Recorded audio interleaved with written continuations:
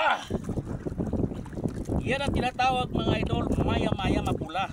Nasa na pagtanggal. Ganun ang pagtanggal mga idol, ganun lang. Balot.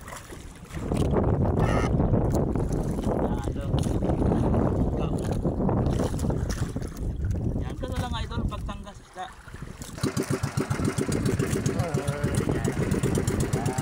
Mga idol.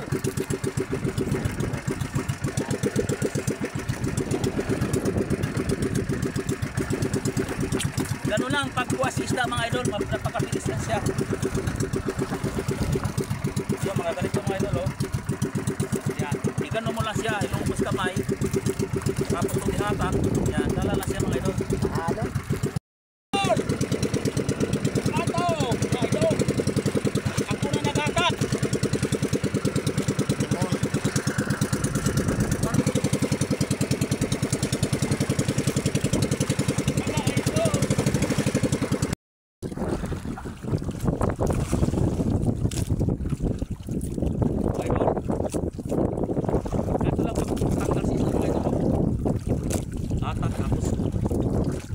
Yan o.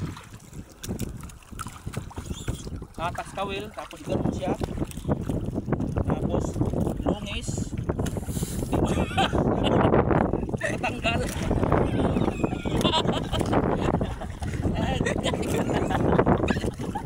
Tigas. Matindi ang taga-turo. Maray pasar. Kahit yung taga-turo, nahirapan. Kon, agagawa niya idol. Ikaw na yung ano idol oh. Para di kayo makagat. Tinatapon. Yes! Yes!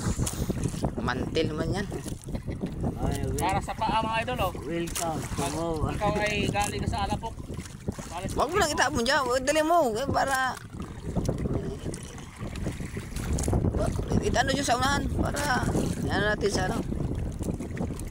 Kung may pili tayo dito umihi. Magtapon ng mga basura. Hindi maganda yan. Idol. Kaya Maya.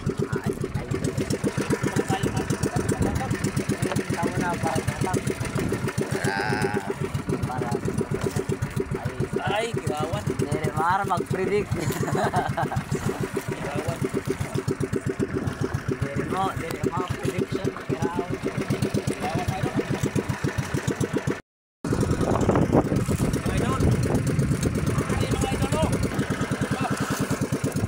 Oh. Ganun pagkuha sa isda mga idol. Ganun lang ano. Kakakaw lang kunti. Kwarta na. Good morning po mga idol. Update na po tayo uli. Po uli no mga idol. Tayo po ay katapos lang sa paghahatak ng kitang. Mga idol, ito namin no. Siguro hindi rin sa bababa, mga 20 kilos kaya. Ito po yung ano, tinatawag nila na dito po itawag nila dapak. Ito po ay maya-maya. Masarap po ihawin. Ito po masarap talaga mga tula ito. Ito po masarap sa inihaw. Dito tawag sa amin dito ganting sa Negros. Pero dito napakamahal ang isda nito. Ay 220 na ngayon ang bili ng buyer. Medyo nagbaba na siya ng presyo dahil sa dami ng isda. Pero sa amin itong lugar, sa lugar namin ng Negros, inuulam na lang yan, hindi niya binibili.